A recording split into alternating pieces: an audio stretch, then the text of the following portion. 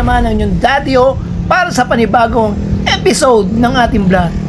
And today's video, nandito tayo ngayon sa Arcovia City, dito sa Pasig. Dito na kami sa Arcovia, dito sa Pasig para sa launching ng Yamaha TechMax.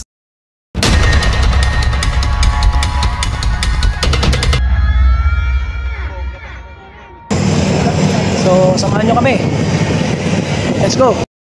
At dumiretso na nga kami dito sa Dampa Restaurant, dito sa The View Deck, para i-meet na rin yung ibang mga Y Club members at para kumain na rin. At syempre, bago yon, registered muna tayo for attendance. Mamimigay ba ng turbo? What? At inabutan na nga namin dito ang ilang Y Club members. At kami nga para hintayin na iserve na yung napakasarap nilang pagkain dito. 1 minute later. Ayun no, Cajun style, all seafood meal.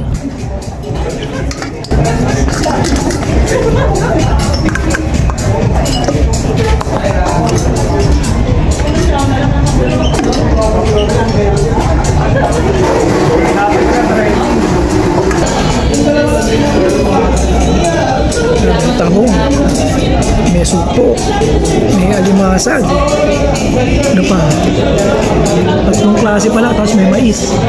Parang may kajun. Ang Cajun, no? Pero ay may halaan pa yun, no? May halaan na sa halaan, alimasag, tahong, supo. So ano pang hinihintay natin? Tirahin na natin yan bago tirahin ng iba. Yun, no? Masyon, isang the best na subo. Ang tubo. Stop it. Get some help. First bite. Oh, first bite. Abang pala nito? Hindi. Oh, first bite. First bite. Oh, si GR, wag ganun. First bite. Oh, gaganon ka. Yan.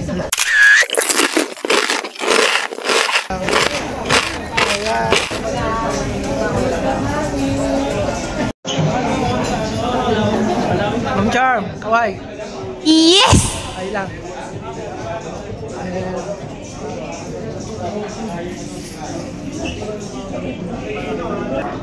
Eto yun yun, dahil gutom at pagod, eto nangyari. Parang wala lang, no? Walang natira. Damn! At pagkatapos ng early dinner, eto, diretso na kami dun sa event area, na kung saan mayroong mga reserved table para sa mga Y Club members at mga customer na rin na nakabili ng mga units. Sila yung first 155 owners ng Yamaha NMAX TechMax. Sila yung mga unang magkakaroon nito sa buong Pilipinas. Kaya binigyan sila ng metal sticker na kung saan naka-indicate doon kung pang ilang owner ka ng unit na to. Astig, di ba? At ito na nga, sinimulan na ang program proper na kung saan ilo-launch na yung ating bagong-bagong Yamaha TechMax, na kung saan sasaliw ng mga tugtugi ng Philippine Philharmonic Orchestra ay pinalipad ang daan-daang drone para magpakita ng kakaibang aerial display.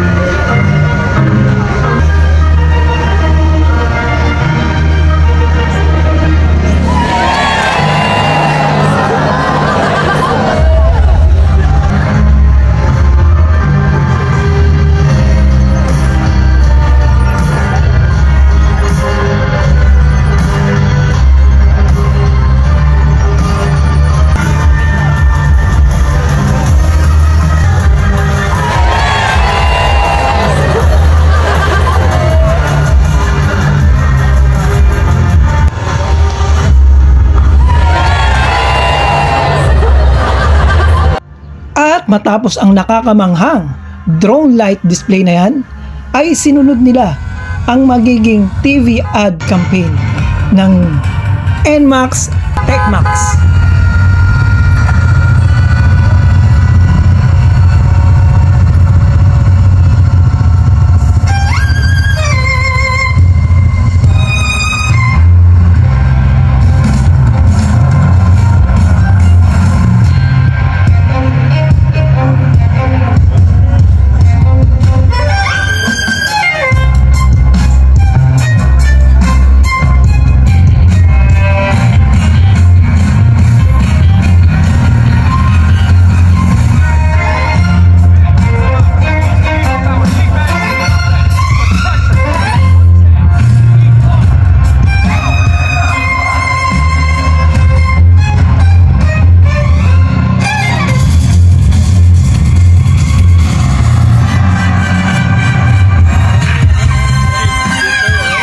At nagkaroon din tayo ng pagkakataon na makasalamuha ang mga ilang celebrities at influencers. Maliit na babae din pala si Idol mo to.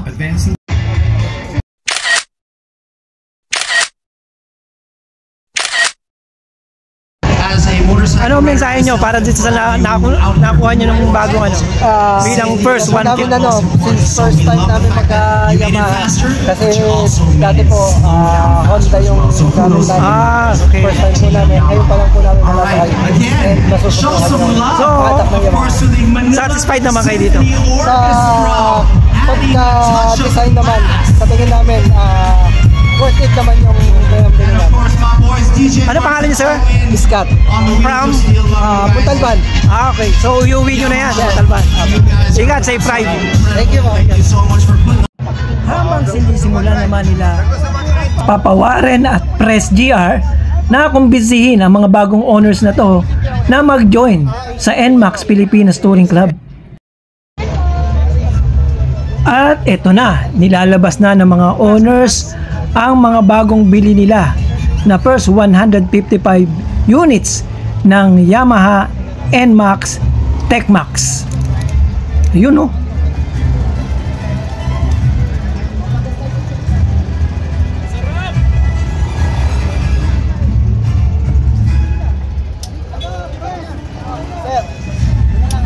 Sige, ingat Paps. At syempre, hindi naman kami magpapahuli na hindi masakyan ang mga units na to.